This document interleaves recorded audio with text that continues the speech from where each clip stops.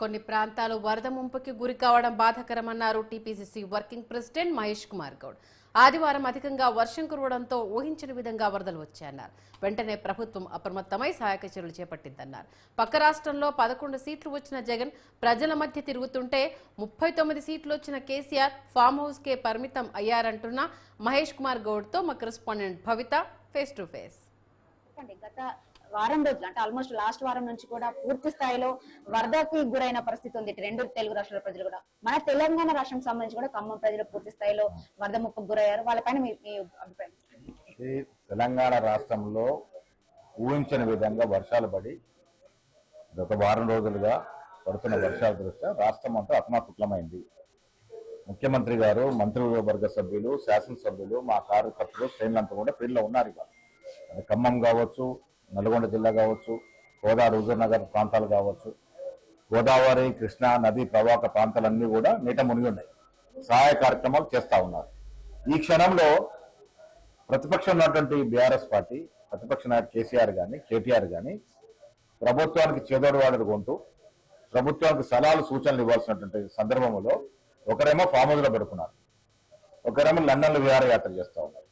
ఇది ప్రజలకున్న బీఆర్ఎస్ నాయకులకు ప్రజల పట్ల ఉన్న చిత్తశుద్ధి.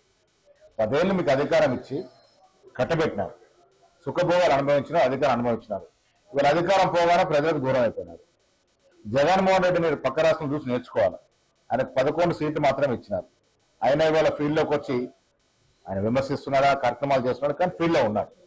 ఇవాళ మీరు 39 సీట్లు ఇచ్చి ప్రజలు ఆదరిస్తే కూడా ఒకరు ఫామ్ హౌస్ పరిమితమయ్యారు, ఒకరేమో లండన్కి పరిమితమయ్యారు. సో ఇవాళ కార్యక్రమాలు చేసి ప్రభుత్వానికి అండగా ఇవ్వాల్సినటువంటి మీరు ఈ చౌకబారు విమర్శ చేసుకుని రాజకీయం మాట్లాడడం తగదు. వాతావరణ శాఖ గత 27 తారీఖు నుంచి కూడా అల్పపీడనం ఏర్పడే ప్రభావం ఉంది, వరదలు వచ్చే ప్రభావం ఉందని హెచ్చరిస్తున్నప్పటికీ కూడా ఎందుకు అప్రమత్తం చేయలేకపోయింది ప్రభుత్వం అంటున్నారు. తప్పుడు మాటలు చెప్పి ప్రజల్ని తప్పుతో పట్టించే ప్రయత్నం చేస్తా ఉన్నారు. వాతావరణ శాఖ ఏం చెప్పింది? వర్షాలు వస్తాయని చెప్పింది. దానికి తగు చర్యలు కూడా తీసుకోవడం జరిగింది. కానీ ఇంత పెద్ద ఎత్తున వర్షాలు పడడం, ఉన్న ఫలంగా వర్షాలు పడడం ఇది ఎవరు ఊహించినటువంటి పరిణామం. అయినప్పటికీ కూడా ప్రభుత్వ పరంగా ఎక్కడ కూడా లోపం లేకుండా ముఖ్యమంత్రి గాని, మంత్రివర్గ సభ్యులు గాని 6 నిమిషాలు రాత్రింబగలు శ్రమిస్తా ఉన్నారు. వీలైనంత వరకు ప్రాణ నష్టం గాని, ఆస్తి నష్టం గాని నివారించే ప్రయత్నం చేసినారు. ఆ తర్వాత కూడా కార్యక్రమాలు ఇంకా సాగుతా ఉన్నాయి. ప్రతిపక్షంలో ఉన్నవారు వాళ్ళ ఫీల్డ్ లేకుండా వాస్తవాలు తెలుసుకోకుండా రాజకీయాలు మాట్లాడడం తగదు. గత అయితే ఏపీ సీఎం 74 ఏళ్ల వయసులో కూడా వరద ముప్పు గ్రామాల ప్రజలను సందర్శించి వాళ్ళ మధ్యలో తిరుగుతుంటే 54 ఏళ్లున్న సీఎం రేవంత్ రెడ్డికి ఏమైంది, ఎందుకు వరద ప్రాంతాలను పరామర్శించట్లేరు అని చెప్పేసి నిన్నటి నుంచి స్టార్ట్ చేశారు. కళ్ళు మూసుకొని మాట్లాడుతున్నారా, చెవులు మూసుకొని మాట్లాడుతున్నారు? రేవంత్ రెడ్డి గారు నిన్న పొద్దున్న చెక్కన్నారమ్మా, ఖమ్మంలో వరద ప్రాంతంలో తిరుగుతున్నారు కదా, టీవీలో చూస్తున్నాం కదా. నిన్న ఖమ్మంలో తిరిగాడు, ఇవాళ బత్తాది కొట్టగూడెం ప్రాంతాల్లో తిరుగుతా ఉన్నాడు. రేవంత్ రెడ్డి గారు క్షేత్రస్థాయిలో ఉండడం టీవీలో, పేపర్లో చూసుకుంటూ కూడా ఈ రకంగా మాట్లాడడం భావ్యం కాదు. ఎప్పటికప్పుడే ప్రభుత్వం కోఆర్డినేట్ చేస్తా ఉంది. గాంధీ భవన్ నుంచి కాంగ్రెస్ పార్టీ కూడా కోఆర్డినేట్ చేస్తా ఉంది. ఎక్కడ కూడా సహాయ కార్యక్రమాల్లో లోపం లేకుండా నడుస్తా ఉంది.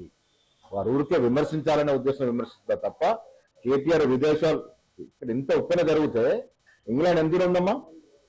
రాత్రి రావచ్చు కదా. ఎందుకు కేటీఆర్ వచ్చి కార్యక్రమాలు పాడుకోవట్లేదు? ఎందుకు విహారయాత్రలో ఉన్నాడు? కేసీఆర్ ఫామ్ హౌస్ 100 కిలోమీటర్ దూరం ఉంది. ఎందుకు ఫామ్ హౌస్ నిద్రపోతా ఉన్నాడు?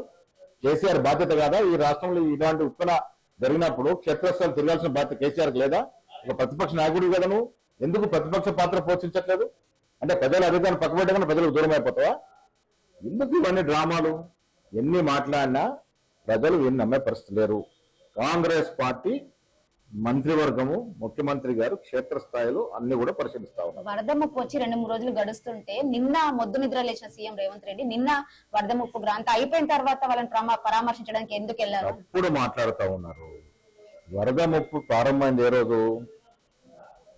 శనివారం మొదలైన వాహనాలు ఆదివారం రాత్రి తీవ్ర రూపం తెలిసినాయి. సోమవారం ఆయన పోనే పోయాడు కదా. అంటే వాళ్ళ ఆంధ్ర వరదలు రాకముందు పోయి పరామర్శిస్తారు ఎవరన్నా? వరదలు నివారించేందుకు చాలా ప్రయత్నాలు చేశారు.